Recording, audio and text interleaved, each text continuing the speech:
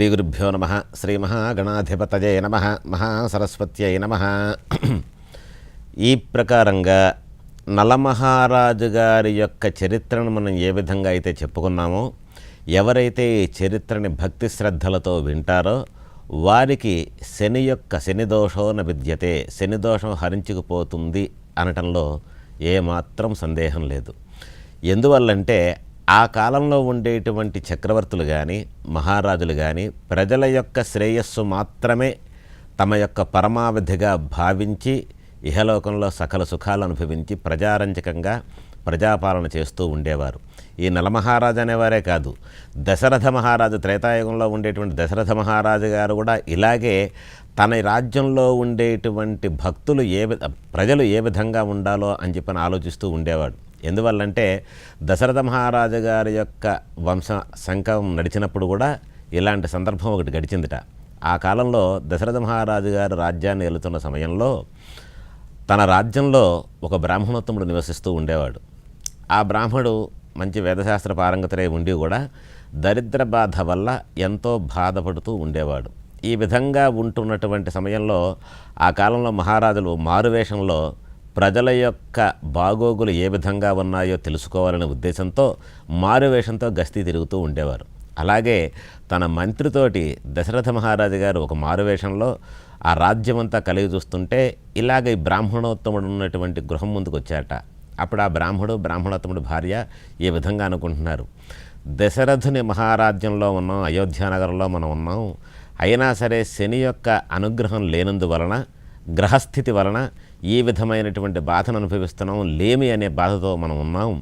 ఈ లేమి పోవడానికి ఏదైనా మార్గం ఉంటే బాగుండని చెప్పారంటే ఏమీ లేదు. ఏ ప్రకారం చేద్దామనుకున్నా, మంత్రశాస్త్ర ప్రకారం కానీ ఇంకో రకంగా కానీ ఏమి చేద్దామనుకున్నా ఆ ప్రభావం కొంచెం తగ్గుతుందేమో కానీ ప్రభావాన్ని భరించేటువంటి శక్తి భగవంతుడు మనకు ప్రసాదిస్తాడు. కానీ ఏదో ఒక రకంగా కించిత్ బాధ అయినా పడకుండా తప్పదు అని చెప్పని భార్యతో ఈ బ్రాహ్మణోత్తముడు అన్నట్ట. ఈ విషయాలన్నీ చాటుగా ఉన్నటువంటి దశరథ మహారాజు గారు విని మర్నాడు ఉదయాన్నే తన సైనికుల్ని భటుల్ని పంపించి ఆ బ్రాహ్మణోత్తముడికి తీసుకురండి అని చెప్పి పంపించాట.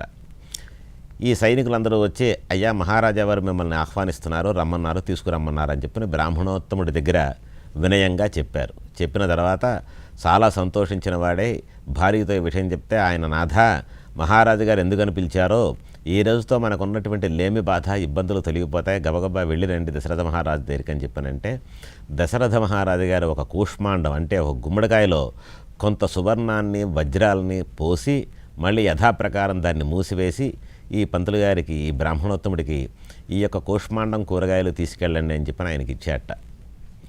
మహారాజు గారు ఇచ్చినటువంటి ఆ యొక్క ప్రసాదాన్ని, ఆ గుమ్మడికాయను అవన్నీ చూసుకొని ఈ బ్రాహ్మణోత్తముడు, దశరథ మహారాజు గారు పిలిచారు కదా, ఎంతో ఘనంగా ఏ అగ్రహారాలు గోవులు ఇవన్నీ ఇస్తారేమో కదా అని చెప్పని అనుకున్నాను, ఇదేమిటి ఈయన ఇలా ఇచ్చాడని చెప్పని అనుకుని సరే మనసులో ఆ మహారాజు గారిని ఆశీర్వదించి తన యొక్క ఇంటికి బయలుదేరుతూ మధ్యలో ఉన్నటువంటి ఒక దుకాణంలో ఈ యొక్క మహారాజు గారు ఇచ్చినటువంటి ఈ కాయగూరలన్నీ కూడా ఒక దుకాణంలో ఇచ్చేసి ఆయన దగ్గర ఆ రోజుకి ఇంటికి కావలసినటువంటి పదార్థాలన్నీ కూడా బదులుగా తీసుకొని ఇంటికి చేరుకొని భార్యకి ఈ యొక్క సరుకులన్నీ ఇచ్చాట. అప్పుడు ఆవిడంది, ఏమండి మీరు మహారాజు గారి దగ్గరికి వెళ్ళారు, ఈ ప్రకారం ఈ విధంగా తెచ్చారేమండి అని చెప్పారంటే, ఏం చేస్తాను, మహారాజు గారి దగ్గరికి వెళ్ళిన తర్వాత ఆయన నేను అనుకున్నది ఒకటి, ఆయన దానం చేసింది ఒకటి, ఇలాగ కూరగాయలు కూష్మాణం ఇవన్నీ ఇచ్చారని చెప్పానంటే ఆ విధంగా ఇచ్చాట. ఈ విధంగా ఇచ్చేసరికి నేనేం చేయాలో పాలుపోక పలానా వైశ్యుడి దగ్గరికి వెళ్ళి దీన్ని బదులుగా మనకి ఈరోజు ఆహారానికి కావలసినటువంటి పదార్థాలన్నీ కూడా తీసుకొచ్చాను అని చెప్పి భార్యతో చెప్పాడు. సర్లే, ఏదో మన గ్రహస్థితి బాగోలేదు కదా అని చెప్పిన భార్య కూడా భర్తతో వంతపాడి ఆ రోజు కాలం గడిపి ఆ రోజు రాత్రిపూట ఇవే ముచ్చట్లు ఆడుకుంటున్నారు వీళ్ళు. ఆ సమయంలో మర్నాడు రాత్రి మహారాజు గారు మళ్ళీ మారువేషంలో చాటుగా అక్కడికి వచ్చేసరికల్లా ఈయనకి బంగారం వచ్చింది కదా, ఏ రకంగా ఉన్నాడో, ఎంత ఆనందిస్తున్నాడు కదా అని చెప్పి ఇంటికి వస్తే ఈయన చెప్పుకుంటున్నటువంటి మాటలు విని ఆశ్చర్యచకితుడయ్యాట. ఎందువల్ల ఇలా అయిందని చెప్పానంటే, మర్నాడు మళ్ళీ సైనికులను పంపించి బ్రాహ్మణోత్తముడు పిలిచాట. మళ్ళీ అదే విధంగా చేశాడు. మళ్ళీ బ్రాహ్మణుడు అదే విధంగా వెళ్ళి ఆహారానికి ఇచ్చేశాడు. ఏ ప్రకారంగా చూసినా, ఏ విధంగా ఆయనకు అందజేయాలని అనుకున్నా, గుప్తదానం చేసినా ఆ బ్రాహ్మణోత్తముడు పొందలేకపోయాడు. కాబట్టి శని ప్రభావం ఈ విధంగా ఉంటుందా అని చెప్పి అనుకొని దశరథ మహారాజు శని భగవానుడితో యుద్ధం చేయడానికి ఉద్యుక్తుడయ్యాట. ఏ విధంగా అంటే ఆ కాలంలో ఆ మహారాజులు ప్రజల కోసం ఏ విధంగా పరితపించారు అనడానికి ఇదొక నిదర్శనం.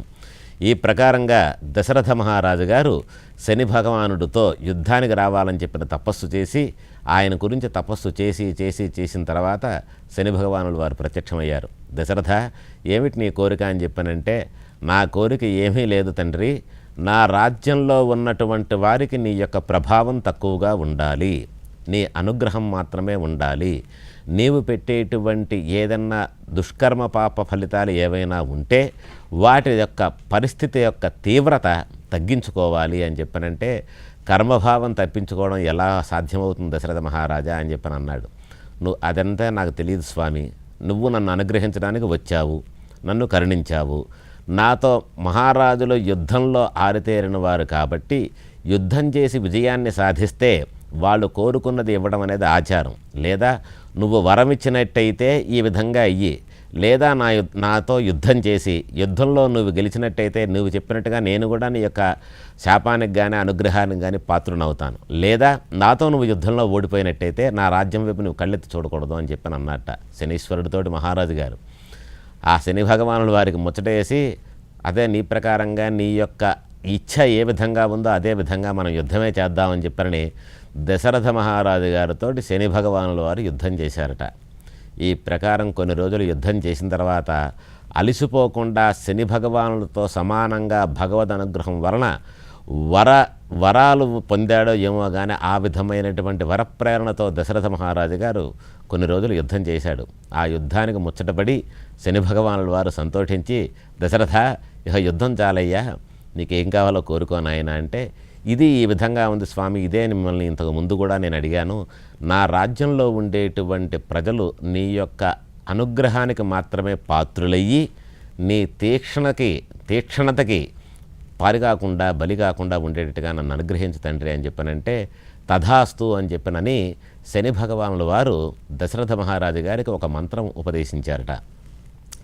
దశరథయుక్తమైనటువంటి ఈ మంత్రాన్ని ఎవరైతే ఈ యొక్క ప్రజలు, ఎందువల్ల అంటే ఆయన ఆ మంత్రాన్ని ఇచ్చింది, నువ్వు రాజ్యాన్ని ఏలుతున్న కాలంలో దశరథ మహారాజు గారికి ఇచ్చినటువంటి వరప్రభావం వలన ఉన్నటువంటి ప్రజలని చెప్పనని శని భగవానుల వారు తెలుసుకోవడం కోసం ఈ యొక్క మంత్రాన్ని ఉపదేశించాడు. భాను శనశ్చరో మందః పంగుఛాయాసిస్తథ అనేటువంటి మంత్రాన్ని దశరథ మహారాజుకు వినిపిస్తే ఆ మహారాజు గారు శని యొక్క అనుగ్రహాన్ని తీసుకొని తన రాజ్యంలోకి వచ్చి తన రాజ్యంలో ఉండేటువంటి ప్రతి పౌరుడికి కూడా ఈ మంత్రం యొక్క మహిమని భక్తి శ్రద్ధలతో ఏ విధంగా చెయ్యాలో ఆచరించాలో దాన్ని ఏ విధంగా జపించాలో తెలియజేసి కృతకృత్యుడయ్యాట.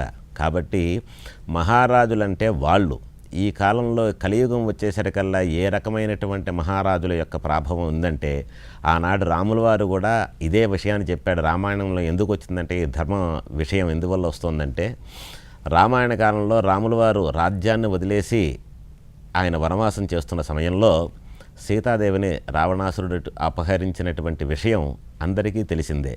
అంటే ఎందువల్ల ఈ ధర్మ విషయాన్ని మనం మాట్లాడుకుంటున్నామంటే, ఆనాడు ప్రజారంజకంగా ప్రజల యొక్క పాలన ఏ విధంగా ఉండాలో నిర్దేశించినటువంటి రాజులు, అలాంటి రాజులు పుట్టినటువంటి మన భరతఖండంలో ఈనాడు ఎవరో కొంతమంది చేస్తున్నటువంటి వికృత చేష్టల వల్ల ప్రజలు ఏ విధంగా ఇబ్బందులు బాధలు పడుతున్నారో రాజును బట్టే ప్రభు ఉంటాడు, రాజును బట్టే ప్రజలు ఉంటారు. ప్రభువు ఏ విధంగా ఉంటాడో దాన్ని బట్టే ప్రజలందరూ ఉంటారు.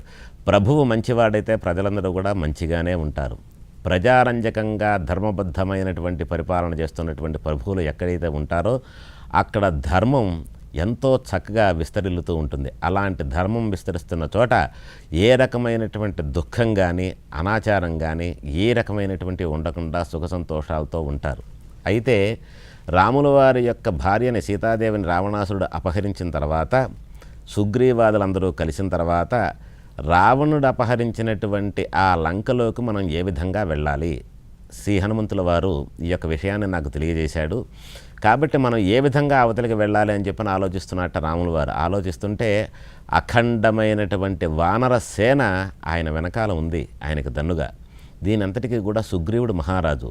సుగ్రీవుడు రాజ్యాభిషిక్తుడైన తర్వాత ఈ విధంగా రాముల వారి వెనకే ఉంటూ వాళ్ళందరూ కూడా ఈ విధంగా ఆలోచిస్తున్న సమయంలో రాముల వారి దగ్గరికి నలుడు అనేటువంటి వానరసేనలో ఉండేటువంటి ఆయన వచ్చాడు.